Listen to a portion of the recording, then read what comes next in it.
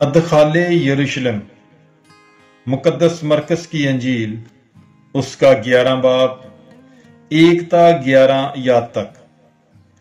اور جب وہ یروشلم کے نزدیک کوہ زیتون پر بیت فجے اور بیت انیا کے پاس آئے تو اس نے اپنے شاگردوں میں سے 2 کو بھیجا اور ان سے کہا، جو گاؤں تمہارے سامنے ہے اس میں جاؤ، اور اس میں داخل ہوتے ہی تم ایک گدھی کا بچہ بندھا ہوا پاؤ گے جس پر کوئی آدمی اب تک سوار نہیں ہوا، اسے کھول کر لے آؤ۔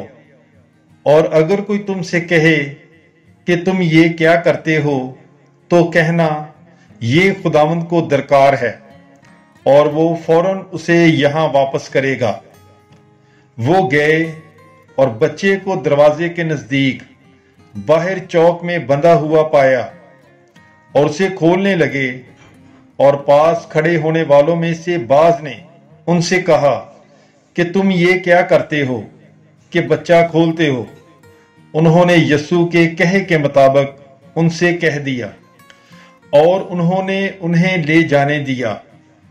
وہ بچے کو یسوع کے پاس لائے اور اپنے کپڑے اس پر ڈال دیے، اور وہ اس پر سوار ہوا۔ اور بتھیروں نے اپنے کپڑے راہ میں بچھائے، اور اوروں نے کھیتوں میں سے ڈالیاں کاٹ کر راہ میں پھیلائیں۔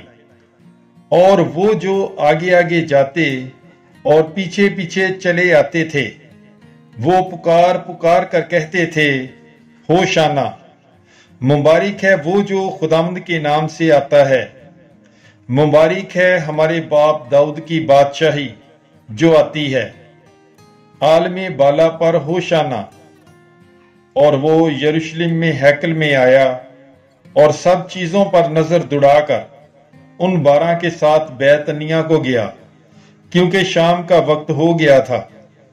تجرِ انجیل مقدس مرکز کی انجیل اس کا 11 باب 12 تا 14 آیات تک۔ اور دوسرے دن جب وہ بیت انیا سے باہر آئے تو اسے بھوک لگی، اور وہ دور سے انجیر کا ایک سرسبز درخت دیکھ کر گیا کہ شاید اس میں کچھ پائے، مگر جب وہ اس کے پاس آیا تو پتوں کے سوا کچھ نہ پایا، کیونکہ انجیر کا موسم نہ تھا۔ تب اس نے اس سے کہا، آئندہ کوئی تجھ سے کبھی پھل نہ کھائے۔ اور اس کے شاگردوں نے سنا۔ تاجروں کا ہیکل سے نکالنا مقدس مرکز کی انجیل اس کا 11 باب 15 تا 19 آیات تک۔ اور وہ یروشلم میں آئے، اور وہ ہیکل میں داخل ہو کر انہیں جو ہیکل میں خرید و فروخت کرتے تھے باہر نکالنے لگا، اور صرافوں کے تختے اور کبوتر فروشوں کی چوکیاں الٹ دیں، اور کسی کو ہیکل میں سے ہو کر کوئی برتن لے جانے نہ دیا۔ اور تعلیم دے کر ان سے کہا، کیا یہ نہیں لکھا ہے کہ میرا گھر سب قوموں کے لیے دعا کا گھر کہلائے گا؟ لیکن تم نے اسے ڈاکوؤں کی کھو بنایا ہے۔ جب سردار کہنوں اور فقیوں نے یہ سنا تو اسے ہلاک کرنے کا طریقہ ڈھونڈنے لگے، کیونکہ وہ اس لیے اس سے ڈرتے تھے کہ کل عوام اس کی تعلیم پر متعجب ہوتے تھے۔ اور شام ہوتے وقت وہ شہر سے باہر جاتے تھے۔ انجیر کے درخت سے سبق مقدس مرکز کی انجیل اس کا 11 باب 20 تا 26 آیات تک۔ اور صبح کو جب وہ ادھر سے گزرے تو دیکھا کہ وہ انجیر کا درخت جڑ سے سوکھ گیا ہے۔ تب پترس کو یاد آیا اور اس نے اس سے کہا، ربی، دیکھ، انجیر کا درخت جس پر تو نے لعنت کی تھی سوکھ گیا ہے۔ یسوع نے جواب میں ان سے کہا، خدا پر ایمان رکھو کہ میں تم سے سچ کہتا ہوں کہ جو کوئی اس پہاڑ کو کہے اکھڑ جا اور سمندر میں جا پڑ، اور اپنے دل میں شک نہ لائے، بلکہ یقین کرے کہ جو وہ کہتا ہے وہ ہو جائے گا تو اس کے واسطے یہ ہو جائے گا۔ اس لیے میں تم سے کہتا ہوں کہ جو کچھ تم دعا میں مانگتے ہو یقین رکھو کہ تم نے پا لیا ہے تو تم اسے پاؤ گے۔ اور جب تم دعا کے لیے کھڑے ہوتے ہو اگر کسی کے خلاف کچھ دعویٰ رکھتے ہو تو معاف کرو، تاکہ تمہارا باپ بھی جو آسمان پر ہے تمہارے گناہ معاف کرے، اور اگر تم معاف نہ کرو گے تو تمہارا باپ بھی جو آسمان پر ہے تمہارے گناہ معاف نہ کرے گا۔ مسیح کا اختیار۔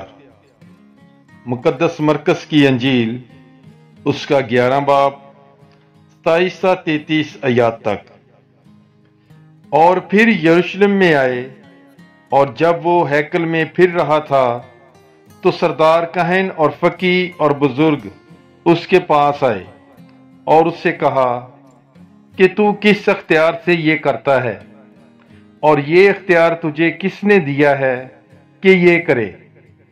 تب یسوع نے ان سے کہا کہ میں بھی تم سے ایک بات پوچھتا ہوں، تم جواب دو تو میں تمہیں بتاؤں گا کہ میں کس اختیار سے یہ کرتا ہوں۔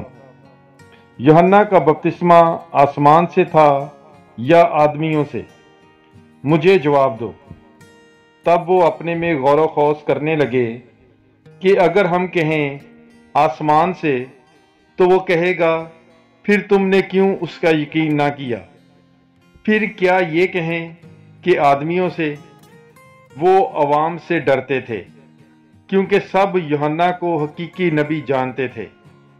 تب انہوں نے یسوع سے جواب میں کہا، ہم نہیں جانتے۔